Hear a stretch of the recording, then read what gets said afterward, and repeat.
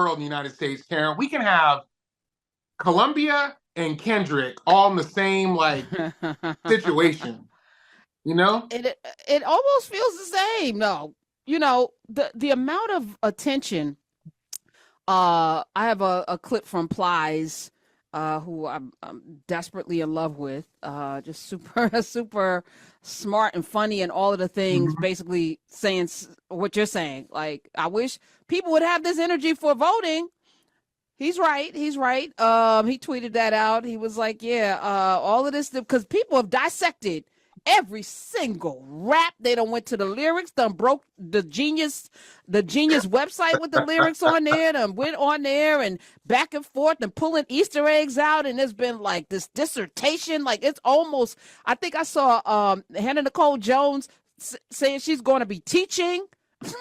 Using Kendrick Lamar in her journalism class to show how you source and find your Sure. sources and stuff. I was like, this is not that serious, but okay. There's a lot of scholarship going into this battle, Yeah. this rap battle. Can we find out who our damn representatives are and put this much energy in? We should be able to walk and chew gum. I have faith in humanity. That's a lie. I really don't. I don't think we would do this. It's not as sexy. It's not as fun. But Have you yeah, been following? we're here. Have you been actually following both sides of this? Because I thought about you, because I know that you aren't a big contemporary hip hop person. Like, I This know doesn't that. feel this is not contemporary. When I say I'm not a fan of mumble rap. I'm not a fan of Kendrick or Drake, but there's some That's Drake in my, I got Key. Are you with me? I got some Drake in my sure, rotation. You sure. know. But this is what I'm saying. Like, I know this is what I think is so incredible about this whole thing. And there will be studies on this 10 years from now, the same way we talk about East Coast, West Coast battles. Okay. What I love about this is everybody is talking about this thing. I have a couple of group chats, and boy, my black boy group chat, we are like straight up fighting in there. I got a text message last night around 7 o'clock or something that was just like, Drake just dropped. Like, everybody Yeah. is Oh my serious. God. And Yeah. then I texted back and I was like, has no one seen The Wire? It's Sunday. Like, can we just take a break today? No, we can't, because Kendrick can't take his foot up the man's. He wouldn't stop coming for the man's throat. He was like, back to back, take this, blah blah blah, bam, pop. Here, I'm gonna hit you with a cast iron skillet on top of it. Fired. It's called Family Matters. Lyrically, it was very good. The beat was, I'll give the beat thumbs up. He wasn't pitchy. That was Drake. They call him BBL Drizzy to some of you out there. Tyler Merritt is here. So that was after the stuff that happened on Friday that we talked about. Then this came out that evening. And then Kendrick came back with Meet the Grams, which when I read the lyrics, Tyler Merritt, I Yeah. said to myself, I pray that I never, ever in my life make someone this angry at me that they got to talk to my mama, my daddy, Yeah. letter to the son, to the daughter that may or may not exist, but still, it felt like a love letter to all women, though. The Yeah. baby mama, Kendrick, basically, and it was so nasty that I felt bad, because he said, told the son, you might need to come back to this when you're 18, but I want you to know you're a king and all. I mean, just, it was brutal. It was brutal. Yeah. Well, so I listen. I got, like I said, I have my black boy chat group, and we got into it talking about. I genuinely think I'm concerned, Karen, and they think I'm being hyperbolic about this, but I'm concerned that it's getting out of hand, like a not safe kind of way. Because it's one thing to be like, let's rap and talk nonsense, but now we've brought pedophilia, we've brought domestic abuse, we've brought about touching underage girl, like we've brought some career-ending things into this scenario. And what Not in some friends rap, were saying though. was, Not in rap, Tyler.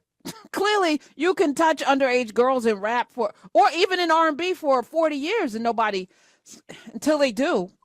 look, people are already, real talk, people are already turning on Drake. There was already a thing where I think there were people waiting to kind of turn on Drake just because. And now people are starting to do it. They're starting to show videos of clubs in Atlanta where they'll put on the Drake song and everybody starts booing, right? And like, that's some different stuff. That's a different thing. The conversation I was having was, is Drake going to have to cancel his show he has in Oakland? That's a real, genuine concern right now. You're right. You're saying something. And you know what this is called? It's called reckoning. I feel like this is a period of time when people have been doing things for so many years and folk have co-signed and folk have ignored it and folk have, you know in your spirit, just like us watching them, stuff ain't right. This doesn't feel good, but everybody's bopping their heads to it. So, okay, I guess, maybe I'm not downloading it, but I don't feel comfortable saying anything against it because there's a critical mass of people who are like rocking with this. But it couldn't have gotten to this point if the bones weren't buried. Right. It couldn't have gotten, Kendrick couldn't have done all of this if there weren't bones to be unearthed. And they were dry bones. Let's don't get it twisted. Dry bones. Drake straight up has said Drake is attempting to say that Kendrick beat up his fiance, that he beats her. Like that's not that he beat. Right. No, and so let's keep going. Let's keep going because so there was Family Matters and then Meet the Grams, which dismantled or wrote letters to everybody in Drake's family, not in a nice way. It was just was so nasty. And then Kendrick was like, and I'm not finished. He came back with Not Like Us, which to me I think is more career ending than Meet the Grams. I think this one to me solidified that Drake is fake. But play some of this, and it's a bop. Because I was like, the other ones were the music was weird. This is a bop. Not Like Us in the club. Yeah. Oh my God. Drake, I hear you from young. You better not ever go to Cell Block 1.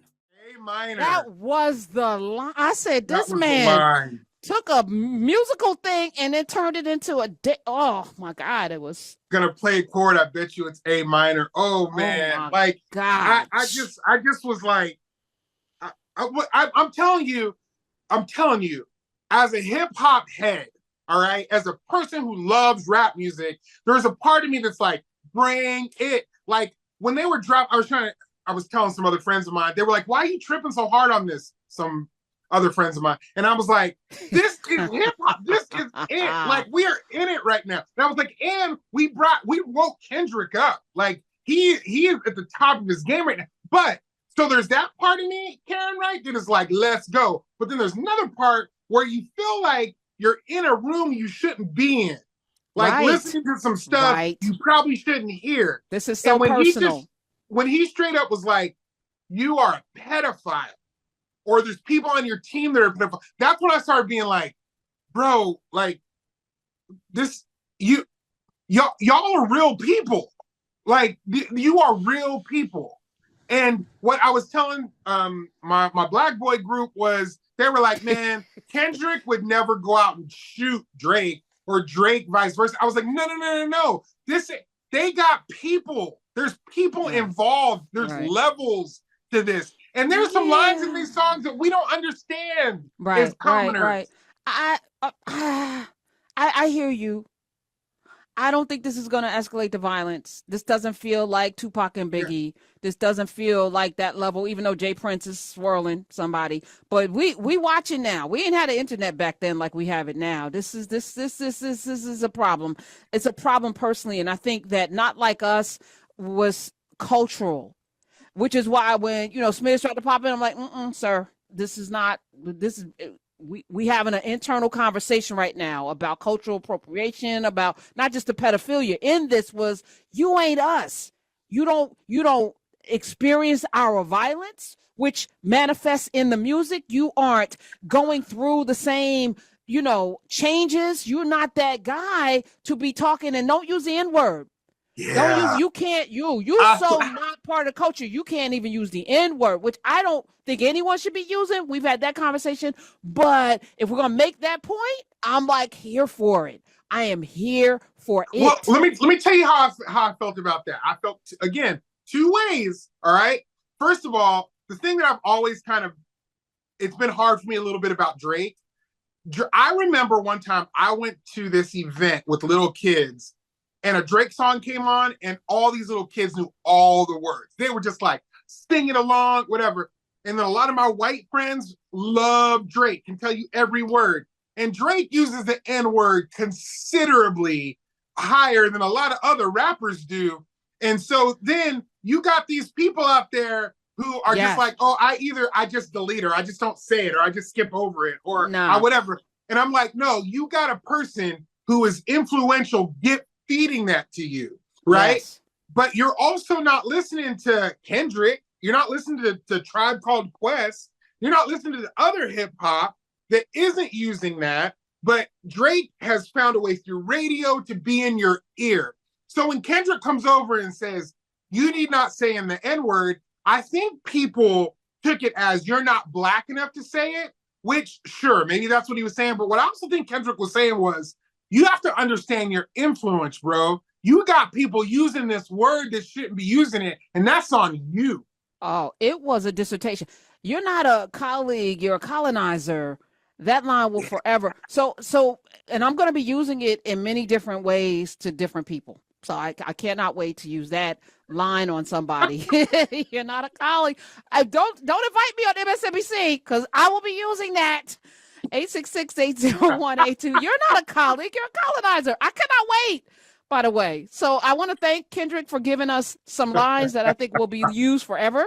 But in that now we open the door for other people to come in and have commentary, like a DJ Vlad,